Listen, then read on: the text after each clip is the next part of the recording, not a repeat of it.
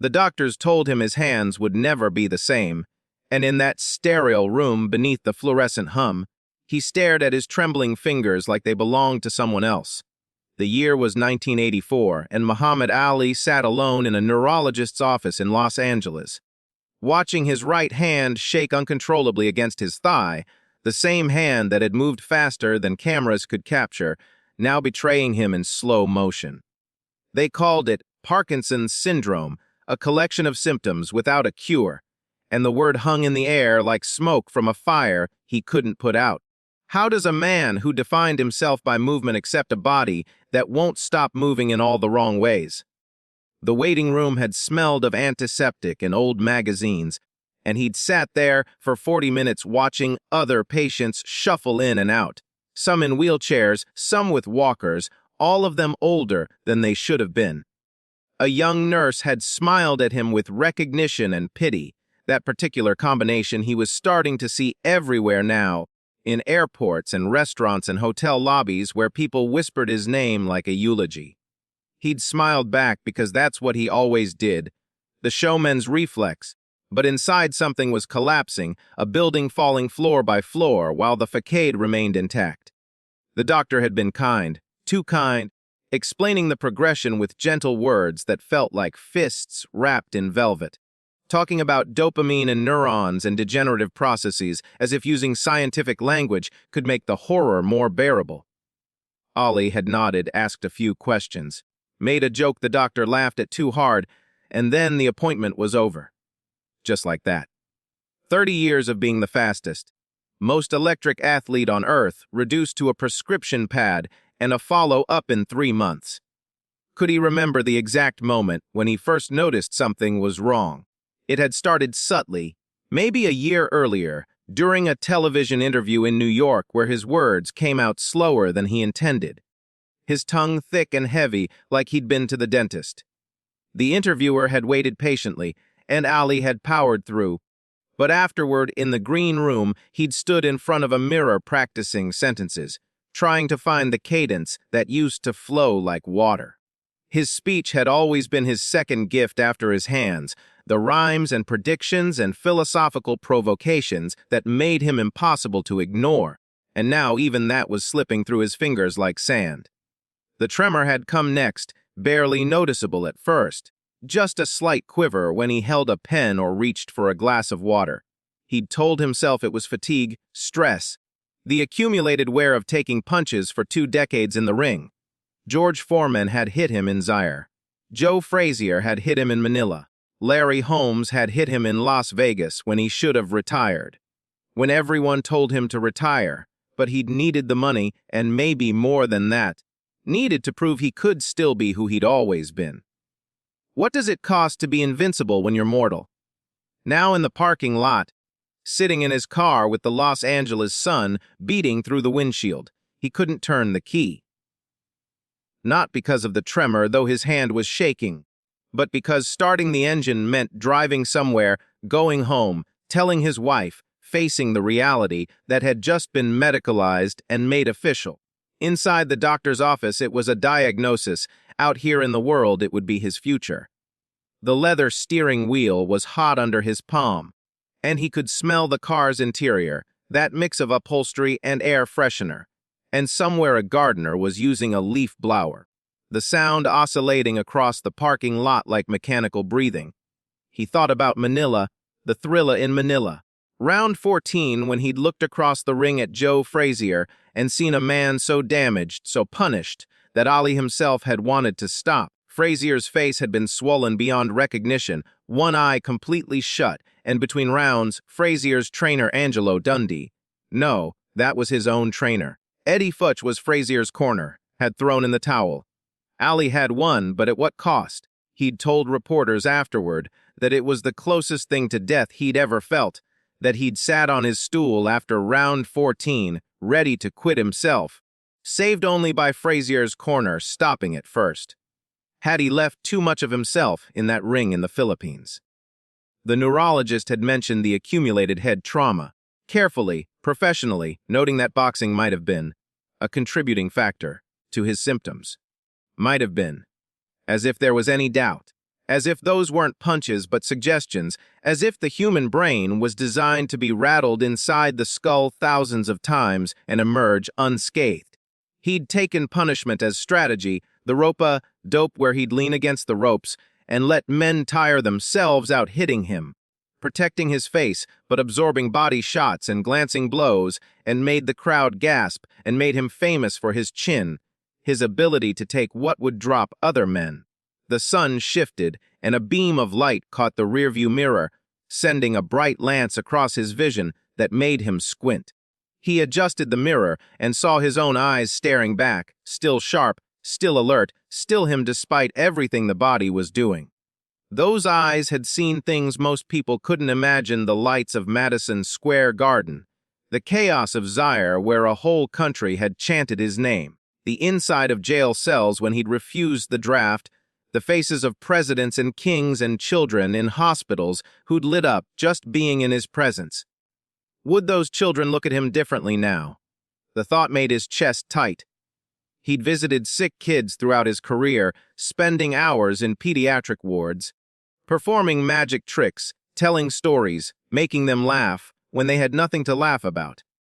He'd always been able to bring light into dark rooms, and the kids didn't care about boxing records or championship belts.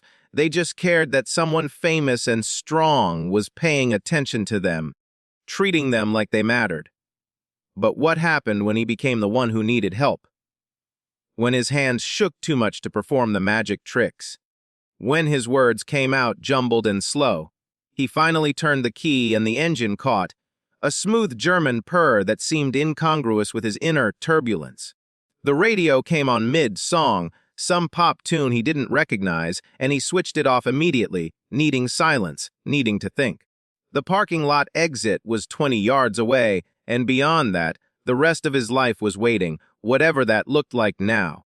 What does a fighter do when the fight is inside his own body? Driving through Los Angeles traffic, he found himself at a red light next to a bus stop where a poster advertised an upcoming heavyweight fight. Two young contenders he barely knew, their faces angry and determined in that staged way promoters loved. He'd invented that look, or at least perfected it. The pre-fight persona that made people buy tickets and stay up late to watch. But his anger had been real too, especially in the beginning, when he was Cassius Clay fighting in a country that wouldn't let him eat at certain lunch counters, that called him boy and worse. That expected him to shuffle and smile and be grateful for the opportunity to entertain white audiences. The light turned green and someone honked behind him, jolting him back to the present. He accelerated, his foot heavy on the pedal, and felt a small satisfaction in the car's power, the way it responded instantly to his command. Control. That's what he was losing, and that's what terrified him most.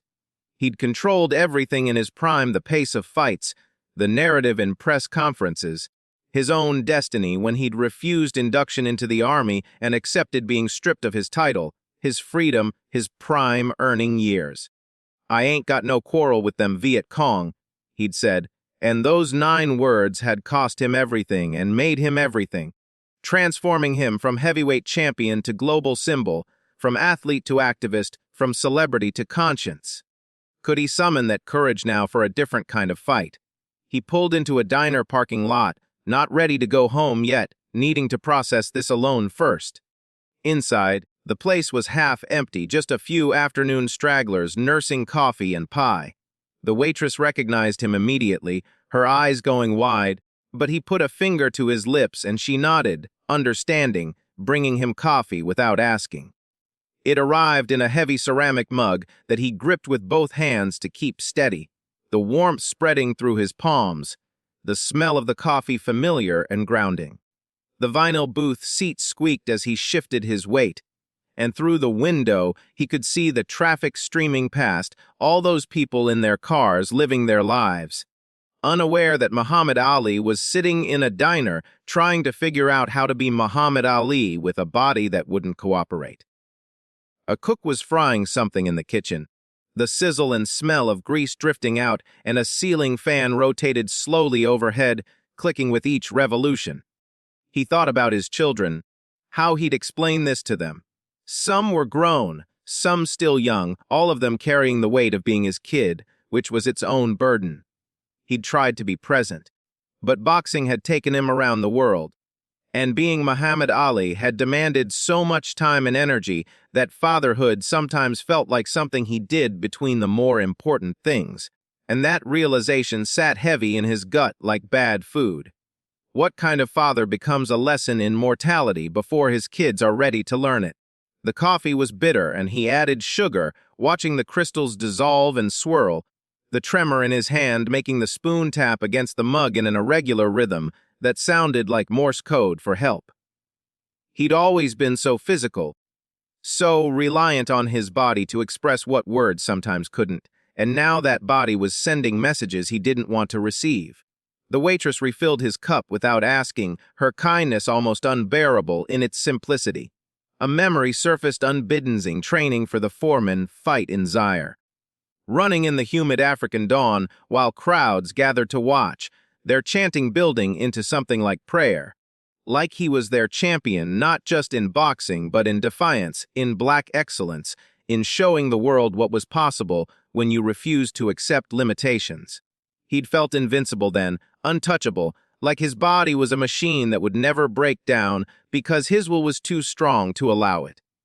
How arrogant that seemed now, sitting in a diner with hands that wouldn't stop shaking. The television above the counter was playing news with the sound off, images of Reagan and Gorbachev shaking hands at some summit, the Cold War thawing in ways that seemed impossible just a few years ago. Everything changed eventually, even things that seemed permanent, even walls and empires and undefeated champions. He'd lost to Frazier, lost to Norton, lost to Holmes when he was too old and too broke to walk away clean, each defeat a small death he'd had to absorb and move past. But this wasn't a defeat he could avenge in a rematch. There was no training regimen for Parkinson's syndrome, no strategy to outthink a degenerative neurological condition. No rope-a-dope to weather the storm until his opponent tired out. This opponent never tired. It just kept coming, patient and relentless, taking pieces of him so gradually that by the time you noticed what was missing, it was already too late to get it back. What would Howard Cosell say if he could see this moment? Cosell, that verbose enigma who'd championed Ali when it wasn't popular. Who'd called him the greatest, before anyone else, who'd argued on national television that stripping Ali of his title for refusing the draft was un-American. They'd been friends and foils, their interviews like jazz improvisations where neither knew exactly where the conversation would go but both trusted the other enough to take risks. Cosell was retired now, his own health failing, and Ali wondered if he knew, if word had gotten out yet, if tomorrow's papers would have speculation and unnamed sources and the beginning of the narrative that would define his decline. He couldn't control that narrative the way he'd controlled so many others. That was another loss, another kind of defeat. Outside, the sun was lowering, painting the sky in shades of orange and pink that looked artificial, like a painting rather than reality. Golden hour, photographers called it, when the light was perfect, when everything looked more beautiful than it actually was. He needed to call his wife, needed to go home, needed to start figuring out what came next. But the inertia kept him in the booth, coffee cooling in front of him, watching the sky change colors like it was the most important thing in the world. A young couple came into the diner, laughing about something, holding hands, and took a booth across the room. They didn't notice him, too wrapped up in each other, and he was grateful for the anonymity even as part of him missed being impossible to ignore. That was the contradiction he'd always lived with, craving attention and resenting it, needing to be seen and wanting to disappear, being larger than life and desperately human underneath all the bravado. Would history remember the man or just the myth? He'd crafted that myth carefully. The Louisville Lip who predicted the rounds his opponents would fall, the poet who made boxing beautiful, the activist who sacrificed everything for principle. But myths don't shake. Myths don't slur their words. Myths don't sit in diners trying to hold coffee mugs steady with two hands. The gap between who he'd been and who he was becoming felt like a canyon he'd have to cross one trembling step at a time. The waitress brought him pie without asking. Her small kindness again, and he smiled at her, that same smile that had charmed reporters and melted skeptics and made him beloved even by people who disagreed with everything he stood for. The pie was apple, still warm, and he ate it slowly, methodically, focusing on the simple pleasure of taste and texture, the flaky crust and sweet filling. This moment of normalcy in a day that had split his life into before and after. He thought about Bundini Brown, his cornerman and spiritual advisor who died a few years back, who used to chant, float like a butterfly, sting like a bee, and believed Ali was destined for greatness before greatness seemed possible. Bundini would have had something to say about this, some piece of wisdom wrapped in street poetry, some way of reframing the tragedy into just another challenge to overcome.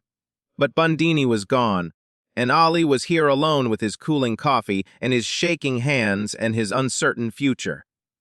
How many more moments like this would define what remained? The diner had filled up slightly, dinner crowds starting to trickle in, and the noise level rose, voices and laughter, and the clatter of dishes providing a shield of sound he could hide behind. No one else seemed to recognize him, or if they did, they respected his privacy, let him sit and think and slowly come to terms with what the doctor had confirmed. He left cash on the table, overpaying by habit or gratitude or both, and stood up, his body still strong in most ways, still capable of walking out of this diner and getting back in his car and driving home to deliver news that would break hearts that loved him. The parking lot was cooler now, the heat of the day dissipating into that particular California twilight that felt like exhaling after holding your breath. His car was where he'd left it, and he stood next to it for a moment, keys in hand, looking at nothing in particular, just being still in a way he'd never been good at, letting the moment expand and contract around him like breathing, like the universe was giving him space to accept what couldn't be changed. What would the young Cassius Clay, brash and fast and certain, think of this version of himself? That kid who'd won gold in Rome and thrown it in a river after being refused service at a restaurant. Who'd walked into the Fifth Street gym in Miami and declared himself the greatest before he'd earned the right. Who'd stared down Sonny Liston when everyone said Liston would kill him. What would that kid think of the man standing in this parking lot, afraid to go home? Afraid of what came next. Maybe he'd be disappointed. Maybe he'd understand. Maybe the distance between them was too great to bridge with speculation. He drove home as the streetlights came on, one by one, the city transforming into its night version. Neon and headlights and illuminated windows, where families gathered for dinner, where children did homework, where ordinary life continued its ordinary rhythms. He envied that ordinariness even as he knew he'd never truly wanted it, had always needed to be exceptional, to be remembered, to matter in ways that transcended sport and touched something deeper in the human story. His street was quiet, tree-lined, peaceful in a way that felt both comforting and fragile.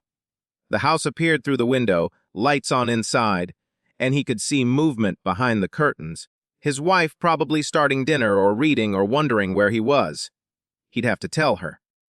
Tonight, the words forming in his mind already.